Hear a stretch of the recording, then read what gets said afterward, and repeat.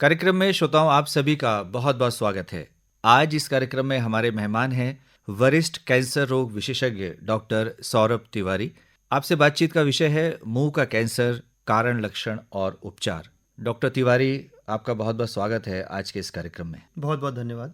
Doctor Tiwari, आमतौर पर ऐसा कहा जाता है कि कैंसर काफ़ी घातक है, और जब हम मुंह के कैंसर की बात करते हैं और ऐसे जो उत्पाद हैं जो तंबाकू से बने होते हैं, जिनका बहुत प्रचलन है, युवाओं में काफ़ी क्रेज भी है, उसमें भी बड़े भयावह चित्र बने होते हैं। तो मुंह का कैंसर कितना घातक है, क्योंकि वो देखकर बहुत डरावना लगता है। जी, मुंह का कैंसर बहुत कॉमन भी है और घातक भी है, लेकिन बड़ी बात यह है कि अगर सही समय पे मरीज आ जाए तो उसका अगर सर्जरी हो सकती है तो उसका उपचार हो जाता है और मरीज पूरी तरह से ठीक भी हो सकता है। लेकिन अमूमन हम लोग देखते हैं कि हमारे देश में मरीज जो होते हैं सही समय पे नहीं आते हैं। वो अपने लक्षणों को लेके बहुत ही गंभीर नहीं होते हैं और बहुत लेट प्रेजेंटेशन होता है, और जब लेट आते हैं तो फिर वो घातक हो सकती है बीमारी। तो जब हम मुंह का कैंसर कहते हैं तो इसमें कौन कौन से जो अंग हैं वो शामिल हैं? जो मुंह के अंदर आते हैं, हमारा जो लिप्स के अंदर जो होता है, हमारे जो गाल का अंदर का हिस्सा होता है वो हो गया, जीभ हो गई, ऊपर का तालू का हिस्सा हो गया और जीभ के पीछे वाला हिस्सा हो गया। ये सारे जो मुंह के अंदर आते हैं इसको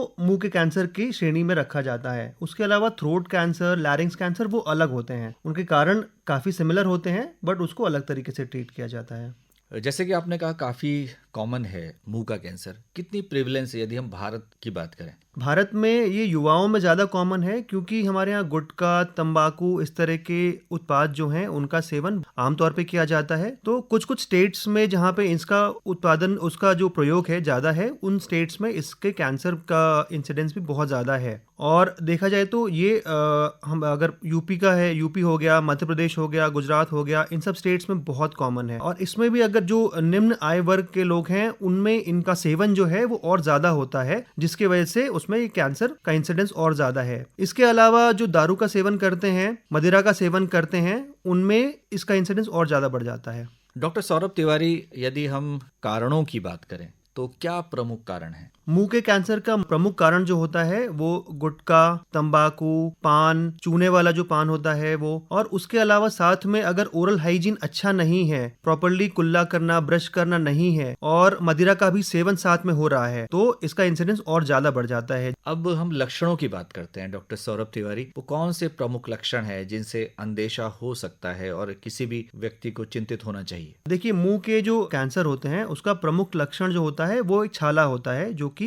हील नहीं हो रहा है। नॉर्मली छाले बहुत अलग अलग कारणों से भी होते हैं, बहुत लोगों को आमतौर पे होते हैं, तो कुछ दिनों में अपने समय के साथ कुछ ना कुछ उपचार के साथ वो ठीक हो जाते हैं। बट अगर कोई छाला हील नहीं हो रहा है, जख्म भर नहीं रहा है और बढ़ते जा रहा है, या उसमें से बदबू आ रही है, तो हमें चिंतित होना चाहिए और डॉक्टर को दिखाना चाहिए। आमतौर पर जब हम लक्षणों की बात करते हैं और मरीज आप तक पहुंचता है तो कितनी देर हो चुकी होती है? आमतौर पे हमारे पास जो मरीज आते हैं वो यूजुअली लेट स्टेज में ही आते हैं। अर्ली स्टेज में आने वाले लोग थोड़ा कम ही होते हैं। इसका कारण यही है कि लोग अपने सिम्टम्स को इग्नोर कर रहे होते हैं, वो दिखाना नहीं चाहते हैं या हिचकिचाहट होती है। तो इन्हीं कारणों से वो बीमारी बढ़ते बढ़ते बढ़ते, या फिर वो कुछ और घरेलू उपचार कर रहे होते हैं या कुछ अलग तरीके के उपचार कर रहे होते हैं या इग्नोर कर रहे होते हैं। तो हमारे पास आते आते यूजुअली लेट स्टेज में ही पेशेंट्स आते हैं। बट हाँ, वो उस स्टेज में आते हैं जहाँ पे सर्जरी संभव होती है। मैक्सिमम पेशेंट जो है 60 से 70% पेशेंट जो है उस स्टेज में आते हैं जिसमें सर्जरी संभव होती है। तो एक बार यदि सही वक्त पे पेशेंट आप तक पहुंच जाता है तो सर्वाइवल के जो चांसेस हैं वो ज्यादा हो जाते हैं। तो ओरल कैंसर या मुंह का कैंसर जो होता है उसका मुख्य उपचार होता है सर्जरी। अगर सर्जरी से पूरी तरह से बीमारी को निकाला जा सकता है और उसके बाद मरीज अपनी जीवन शैली को सुधार ले, गुटखा, तंबाकू, सिगरेट का सेवन एकदम बंद कर दे, तो बहुत अच्छा खासा चांस है कि वो बीमारी वापस नहीं आएगी अगर उसका स्टेज ठीक रहा हो। तो सर्जरी के अलावा कीमोथेरेपी और रेडिएशन थेरेपी की भी जरूरत डिपेंड करता है स्टेज पे, कि किस स्टेज पे पेशेंट का अल्टीमेट आ रहा है, उसके ऊपर डिपेंड करता है कि रेडिएशन और कीमोथेरेपी की जरूरत पड़ती है कि नहीं पड़ती है। ये आपने कारणों की बात की, लक्षण की बात भी हो गई और उपचार भी आपने बताया कि इस तरह से उपचार किया जा सकता है। लेकिन सबसे महत्वपूर्ण है बचाव। आपने कहा कि जो युवा पीढ़ी है उसमें ये कैंसर ज्यादा देखने को मिलते हैं, अर्ली ऑनसेट ऑफ कैंसर।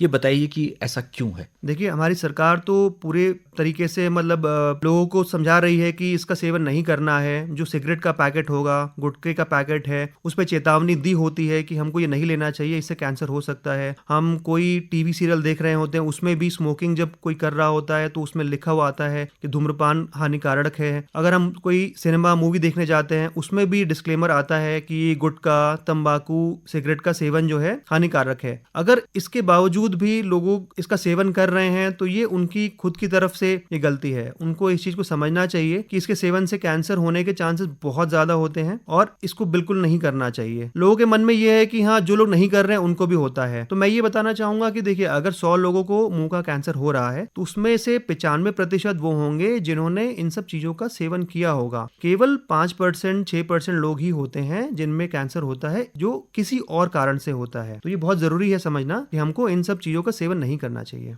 हम कैंपस की बात करते हैं, कॉलेजेस के कैंपस हैं, स्कूल्स के कैंपस हैं, यूनिवर्सिटीज के। यहाँ पर बहुत ज्यादा देखा जा रहा है और लड़कियां भी लड़के भी बराबर की संख्या में धूम्रपान करते देखे जा रहे हैं। तो ऐसा क्यों है? क्या आपको लगता है कि इसके प्रति क्या कोई खास आकर्षण है? देखिए, दो चीजें हैं। एक तो एक सोसाइटल प्रेशर हो सकता है, और सोसाइटी में जो हम जिस सोसाइटी में रह रहे हैं, जिन दोस्तों के साथ रह रहे हैं, उसका बहुत बड़ा पीयर प्रेशर जिसको कहा जाता है, उसकी वजह से कॉलेज के टाइम में जो बच्चे हैं वो स्मोकिंग की तरफ आकर्षित हो सकते हैं। कई लोगों को ये कूल लगता है, देखने में अच्छा लगता है। और दूसरी चीज जो मैं कहूंगा वो ये है, इससे एक जो किक मिलता है, एक निकोटीन का जो रश मिलता है, दिमाग में जो डोपामीन रिलीज होता है, उसकी वजह से कई लोग इससे आकर्षित हो जाते हैं। तो ये मुख्य दो कारण हैं, लेकिन हमें समझना पड़ेगा कि ये दोनों ही कारण जो है हानिकारक हैं। हमको पीयर प्रेशर के से बो डाउन नहीं करना चाहिए कि पीयर प्रेशर में हमारा दोस्त जो है वो सिगरेट ले रहा है तो हम भी उस चीज को अच्छा समझ के हम लेना शुरू कर दें। और दूसरा चीज जो है, जिससे हमको एक एड्रेनलिन रश, जो डोपामिन का रश मिल रहा है हमको, जिससे खुशी मिलती है स्मोक करने से, तो वो बहुत ही गलत चीज है कि ये बहुत ही छोटे समय के लिए होता है और ये एडिक्शन कॉज करता है। कई बार लोग कहते हैं कि इससे कंसंट्रेशन हमारा बढ़ता है। ये सच है क्या? जी, मैं इसके बारे में बिल्कुल इसको गलत कहूंगा। कंसंट्रेशन बढ़ाने के बहुत अलग अलग तरीके होते हैं। हमारे पास योग है, योग से ऊपर कोई चीज नहीं है जो कंसंट्रेशन बढ़ाए। तो अगर हम सही समय पे हमारी जीवन शैली अगर सही है, हम सही समय पे उठ रहे हैं और सही नींद ले रहे हैं और प्रॉपर तरीके से एक्सरसाइज कर रहे हैं, मान लीजिए 20 मिनट ही हो क्यों ना हो, तो हमें किसी भी ऐसी चीज की जरूरत नहीं पड़ेगी जो हमें कंसंट्रेशन के लिए सिगरेट लेना पड़ जाए। आमतौर पर हम अपने जो आइडल्स होते हैं उनको देखते हैं, चाहे वो सिनेमा में हो या और कहीं, उनसे प्रेरित होते हैं। लेकिन क्या आप भी मानते हैं कि अगर अभिभावक और आपके जो बुजुर्ग हैं वो धूम्रपान या गुटखा या तंबाकू के सेवन करते हैं, तंबाकू के पदार्थ खाते हैं, तो उनसे भी हमारे युवा प्रेरणा लेते हैं? जी, ये बात तो आपने बिल्कुल सही कही। अगर ये देखा गया है कि अगर परिवार में कोई स्मोक कर रहा होता है तो उसके दो तरीके के परिणाम हो सकते हैं। या तो जो बच्चा है वो देख रहा है, या तो वो आकर्षित हो जाएगा, उसको लगेगा कि ये सही है, वो उसमें को गलत नहीं मानेगा और वो उसकी तरफ आगे बढ़ जाएगा। या अगर वो उसके दुष्परिणाम देख लेता है कि उसको पिताजी या दादाजी जो भी स्मोक करते थे उसकी वजह से कुछ ना कुछ दुष्परिणाम हुए, कुछ ना कुछ बीमारी हुई, तो वो उसके खिलाफ भी जा सकता है और वो उसकी बिल्कुल ऑपोजिट जा सकता है इस चीज का। तो दोनों तरीके से देखा जा सकता है इस चीज को। सरकार ने जो सार्वजनिक स्थल हैं उसमें धूम्रपान को वर्जित किया है और ये एक कठोर कानून होना चाहिए था, लेकिन इसके परिणाम हम उस तरह से नहीं देख पा रहे हैं। क्या सलाह आपकी है कि किस तरह से हम युवाओं को प्रेरित करें कि धूम्रपान गलत है, ये कैंसर को जन्म दे सकता है और इसकी अनेक दुष्परिणाम हो सकते हैं? क्या सलाह आपकी? इसको इस चीज में सरकार को थोड़ा और शक्ति से इन्फोर्स करना चाहिए रूल्स को। तो सिगरेट का मिलना जो है बच्चों को अलाउड होता नहीं है, 18 वर्ष से कम वालों को, लेकिन हम देखते हैं कि इस तरह की चीजें होती हैं, बहुत आम तौर पे उनको इजिली अवेलेबल हो जाता है। तो अगर कोई चीज, देखिए सरकार ने प्राइस भी बढ़ा दिया है इन सब चीजों का, कॉस्ट भी बहुत बढ़ती जा रही है, उसके बावजूद भी युवा जो है इसको लेने से रुक नहीं पा रहे हैं। तो सरकार को बहुत कड़े स्टेप लेने पड़ेंगे कि ये चीज जो है पब्लिक को बहुत आराम से अवेलेबल ना हो, इसके प्रोडक्शन की कमी करनी चाहिए और जो मार्केट में जिस तरह से उपलब्ध हो रहा है हमको उस तरह से उसमें थोड़ा सा सप्लाई चेन में कुछ ना कुछ हमको कमी करनी चाहिए। इसमें जो लोग इन चीजों का सेवन कर रहे हैं उनके लिए क्या सलाह है आपकी कि ये जो लत लग जाती है इसे कैसे छुड़ाया जा सकता है? कई बार हम इस तरह के विज्ञापन भी देखते हैं, ऐसी संस्थाएं भी हैं जो इस दिशा में कार्यरत हैं। तो क्या ये संभव है कि एक जो लत है उसको छुड़ाया जा सकता है? जो नहीं ले रहे हैं उनको नहीं लेना चाहिए, ये तो सही बात है, लेकिन जो लोग इस वक्त ले रहे हैं उनको कैसे हम प्रेरित करें कि वो इसे छोड़ दें? जी, ये बहुत महत्वपूर्ण है। कई लोगों को ये मालूम नहीं होता है कि इसकी लत को छोड़ा जा सकता है। तो मैं ये बताऊंगा, इसमें एक तो मानसिक रूप से एक होता है, साइकोलॉजिकल ट्रेनिंग होती है, जिसमें साइकोलॉजिकली आपको स्ट्रांग किया जाता है, मेंटली स्ट्रांग किया जाता है। आपको कुछ सिखाया जाता है। साइकोलॉजिस्ट होते हैं, साइकियाट्रिस्ट होते हैं जो आपकी मदद करते हैं इसको छोड़ने के लिए, और आपकी विल पावर अगर अच्छी है तो आप डेफिनेटली इसको छोड़ सकते हैं। उसके अलावा कुछ फार्माकोलॉजिकल ड्रग्स हैं, मतलब कुछ दवाइयां हैं जिसके थ्रू आप छोड़ सकते हैं। इसमें बहुत सारी चीजें हैं, कुछ च्युइंग गम्स होते हैं, कुछ पैच होते हैं जिसको स्किन पे लगाया जा सकता है। उसके अलावा कुछ टैबलेट्स भी होती हैं जो कि आपको इस लत को छुड़ाने में मदद कर सकते हैं। तो इसके लिए आपको डॉक्टर को संपर्क करना पड़ेगा, वो आपकी इसमें